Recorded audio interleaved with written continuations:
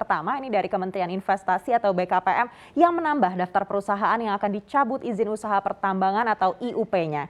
Jika sebelumnya pemerintah telah mencabut 2.078 izin, kini ada 19 izin perusahaan yang dihentikan. Kepala BKPM Bahlil Lahadalia menyampaikan pihaknya sudah menandatangani 19 surat pencabutan, 13 izin operasi produksi mineral logam, dan 6 izin operasi produksi batubara yang mayoritas berlokasi di luar Pulau Jawa. Ya, Bahlil menyebutkan tindakan ini juga menjadi wujud upaya penataan izin tambang dan keberpihakan pemerintah kepada pelaku usaha di daerah yang memiliki kompetensi.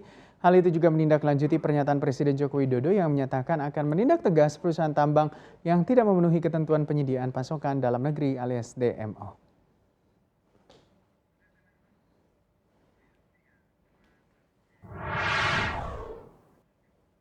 Gibran ini sebenarnya kaget juga ya kalau dengar ini ada pengumuman 2000-an izin tambang dicabut. Apa iya pengusaha memang semuanya nakal begitu sampai 2000-an dan sampai sudah diingatkan untuk penuhi DMO berkali-kali tapi tidak bergerak juga. Kira-kira sampai akhir bulan ini jumlah izin pertambangan yang dicabut ini bakal berapa ya kalau terus bertambah begitu. Tapi kalau kita lihat tadi justru pergerakan saham emiten batubara malah bagus ya di sesi satu. Iya, betul sekali. Tapi kalau kita lihat juga pencabutan izin ini juga menjadi polemik sebenarnya. Soalnya kan dalam negeri kita itu juga butuh banyak stok.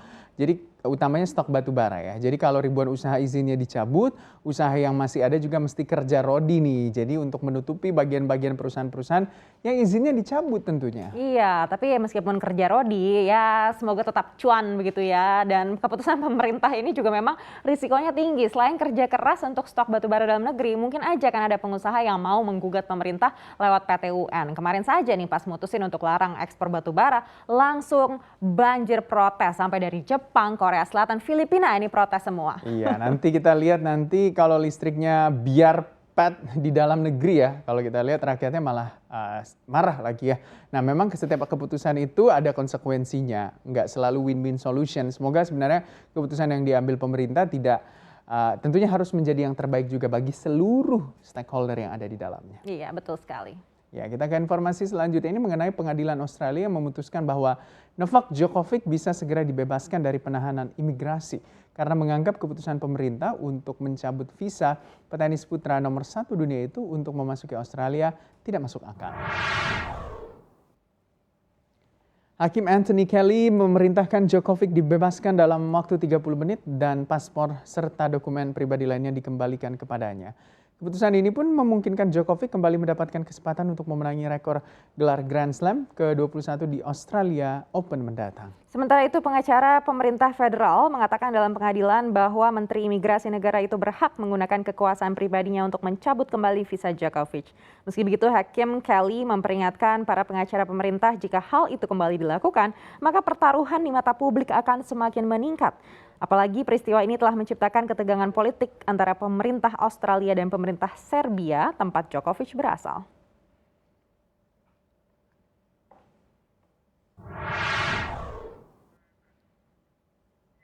Novak Djokovic akhirnya bisa juga ya Gibran mendapatkan lampu hijau nih untuk kembali bermain di Australian Open setelah memenangkan banding penolakan visa di pengadilan Australia.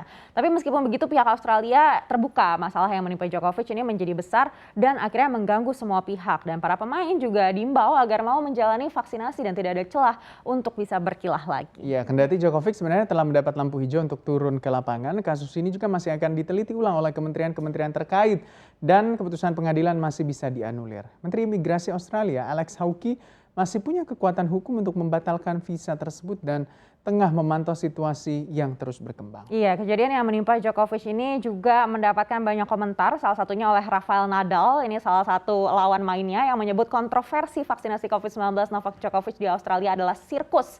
Nadal sambil bercanda mengatakan dirinya lebih suka petenis nomor 1 dunia itu tidak bermain di Australian Open mendatang. Jadi memang meskipun bersaing, tapi kalau memang lawan mainnya tidak bisa ikut karena alasan yang konyol, ini kan jadinya juga tidak seru begitu ya. Benar banget, tidak fair juga ya tentunya ya. Dan kita akan beralih ke informasi berikutnya. Ini Richard Clarida, Wakil Ketua Federal Reserve, mengumumkan mengundurkan diri dari posisinya 2 pekan sebelum masa jabatan resminya berakhir. Ya, meski tak memberikan alasan yang gamblang tentang pengunduran dirinya, keputusan Clarida ini juga diambil saat isu skandal praktek perdagangan saham miliknya selama pandemi tahun 2020 tercium ke publik. Clarida telah mengirimkan surat kepada Presiden Biden pada hari Senin yang mengatakan akan mengundurkan diri pada 14 Januari. Clarida adalah pejabat The Fed ketiga dalam beberapa bulan terakhir yang mengundurkan diri karena penjualan saham yang dipertanyakan selama pandemi ketika The Fed memulai intervensi luar biasa untuk mendukung sistem keuangan. Ya, The New York Times melaporkan bahwa Clarida telah mengoreksi pengungkapan keuangan pada 2020-nya pada akhir Desember. Clarida juga dikabarkan menjual saham pada 24 Februari, kemudian membelinya kembali pada 27 Februari. Tepat sebelum Ketua The Fed mengumumkan pada 28 Februari bahwa Bank Sentral siap-siap membantu pasar dan juga ekonomi. Baik The Fed maupun Clarida tidak memberikan penjelasan baru untuk perdagangan tersebut meskipun kantor etika The Fed mencatat dalam pengajuan terbaru bahwa mereka tampaknya masih mematuhi undang-undang konflik kepentingan.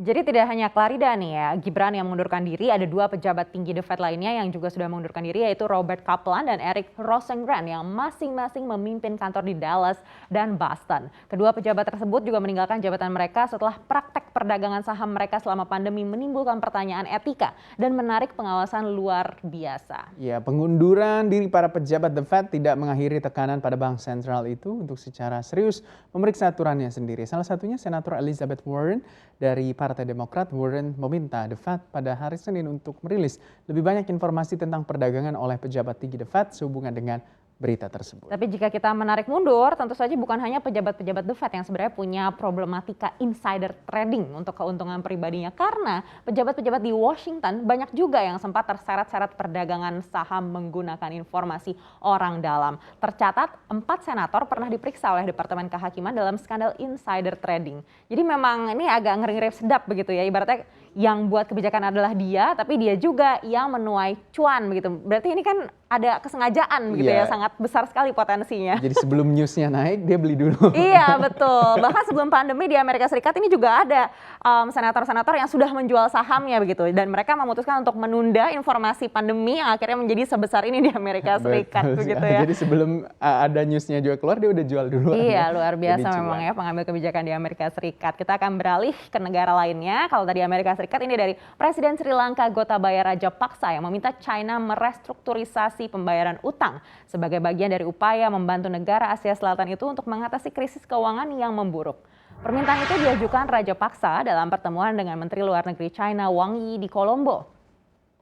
Ya, negeri itu terpukul hebat akibat pandemi, bahkan pada September Sri Lanka mengumumkan keadaan darurat ekonomi setelah penurunan tajam nilai mata uang rupiah yang menyebabkan lonjakan harga pangan. Negara ini harus membayar utang sekitar 4,5 miliar dolar Amerika di tahun ini, yang dimulai dengan International Sovereign Bonds senilai 500 juta dolar Amerika yang jatuh tempo pada 18 Januari. Sri Lanka banyak menerima pinjaman lunak dari China karena Sri Lanka adalah bagian penting dari Belt and Road Initiative, yaitu proyek jangka panjang China untuk mendanai dan membangun infrastruktur yang menghubungkan China ke seluruh dunia.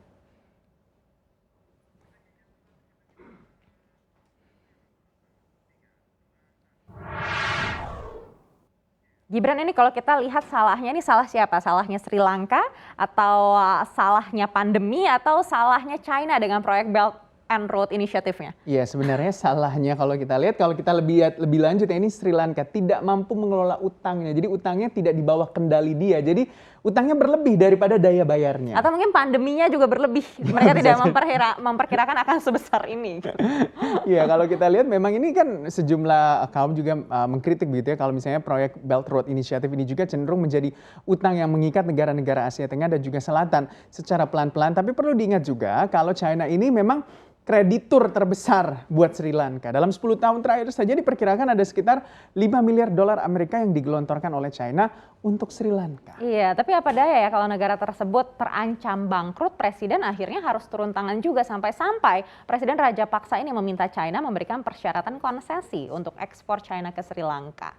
Berjumlah sekitar 3,5 miliar dolar AS pada 2020. Lalu juga mengusulkan untuk mengizinkan turis Beijing kembali traveling ke Kolombo, asalkan dapat mematuhi pembatasan ketat COVID-19 termasuk hanya menginap di hotel dan tempat wisata yang telah disetujui sebelumnya. Ya, ini dikabulkan oleh China atau tidak, yang jelas no free lunch ya. Setiap bantuan apalagi dalam kondisi terdesak pasti ada konsekuensinya. Iya, kita lihat nanti seperti apa ya kalau kita mengingat negara-negara di Afrika yang akhirnya mendapatkan bantuan China tapi lalu akhirnya diambil alih begitu ya dari segi maintenance-nya. Kita lihat nanti ya untuk raja paksa seperti apa. Iya.